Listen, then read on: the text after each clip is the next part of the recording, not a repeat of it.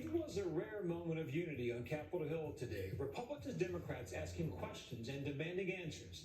The lawmakers are taking a close look at what some critics call the monopoly of Ticketmaster and Live Nation. Here's ABC's senior congressional correspondent, Rachel Scott. The truth, the whole truth, and nothing but the truth, so help you God.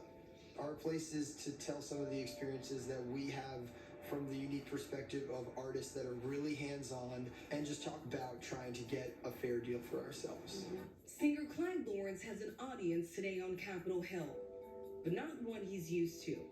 We truly do not see Live Nation as the enemy. They're just the largest player in a game that feels stacked against us as artists, and often our fans as well. He's testifying before Congress, where senators grilled Live Nation Entertainment's president, accusing the company of being a monopoly since it merged with Ticketmaster 12 years ago. If you really care about the consumer, give the consumer a break. May I suggest respectfully that Ticketmaster ought to look in the mirror and say, I'm the problem. It's me. Senator Richard Blumenthal, quoting Taylor Swift's hit, Anti-Hero. It's me. Hi, I'm the problem, it's me. A reference to last November's Ticketmaster debacle.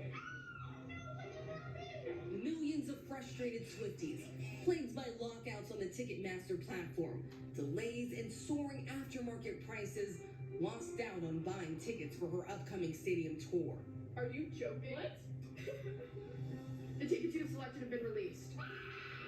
The line was so moving. The website fully crashed. I waited in line for like 6 hours. The conversation now shifting from how the meltdown happened to concerns from lawmakers on both sides of the aisle. I want to congratulate and thank you for an absolutely stunning achievement. You have brought together Republicans and Democrats. That Ticketmaster and Live Nation have created an unfair playing field for both artists and fans.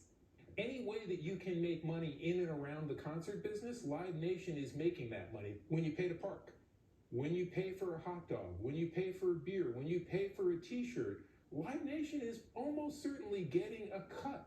Back in 2009, industry players like concert promoter Jerry Michelson warned Congress against approving the merger. The size and scope of this new company will be unmatched and pose a formidable challenge to anyone trying to compete in the music business. Now, he's back. Today, we know with certainty that this merger is vertical integration on steroids, cutting out the competition and harming the consumers. The only way to restore competition in this industry is to break up Ticketmaster and Live Nation. Live Nation's Joe Berchtold apologized to Taylor Swift fans, but defended his company against critics who say it stifles competition. We absolutely believe the ticketing business has never been more competitive. We believe that fact is demonstrated by every venue renewal that has multiple credible offers in a bidding process.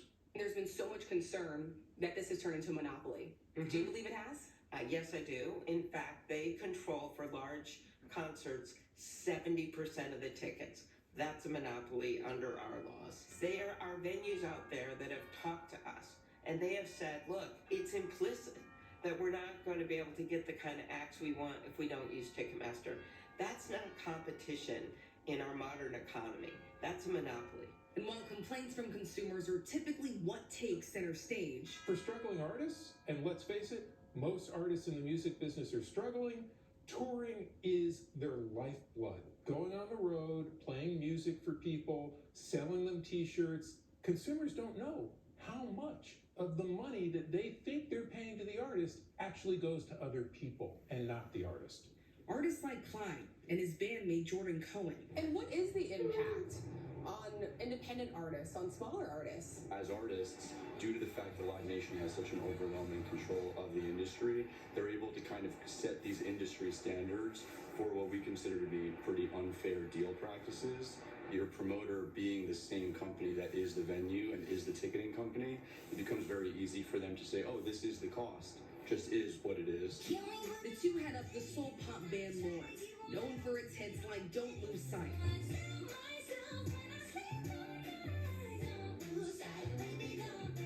It's not all about you. And also called out Live Nation Nation in a song from their newest album. Fame is overrated and Live Nation's a monopoly. Why is it that all of Live Nation's costs get recouped before the show hits its profit point, yet ours, the artists, don't? Why is there so little transparency as to what line items such as facility fees actually go towards? A month after the Taylor Swift fiasco, Clyde penned a New York Times op-ed about the plight of small and mid-level artists in the Live Nation ecosystem, sharing that out of the hypothetical $42 ticket, artists would only make about $6. While other experts suggest breaking up Live Nation Entertainment as a long-term solution, Clyde is suggesting some small changes to ease the burden on bands and fans, including more transparency on fees and the option to purchase tickets on different platforms. We should be true partners, aligned in our incentives. Keep costs low while ensuring the best fan experience. But with Live Nation not only acting as the promoter, but also as the owner and or operator of the venue, it seriously complicates these incentives.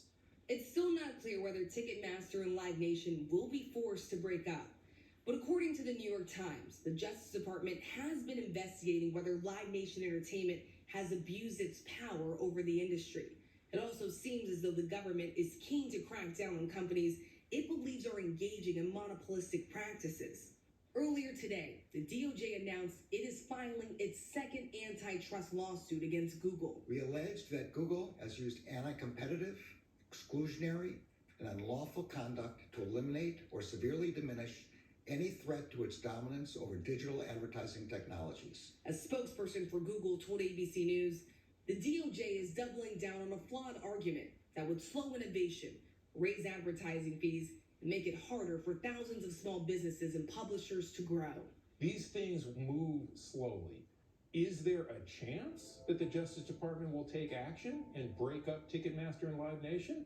Much better chance now that an entire Senate Judiciary Committee, Republicans and Democrats, said, I don't know, it looks like a monopoly, walks like a monopoly, quacks like a monopoly. I think it's a monopoly. Our thanks to Rachel. When we come back, Oscar Mania, the nominations are out and already... Don't lose sight, baby, don't lose sight. Woo!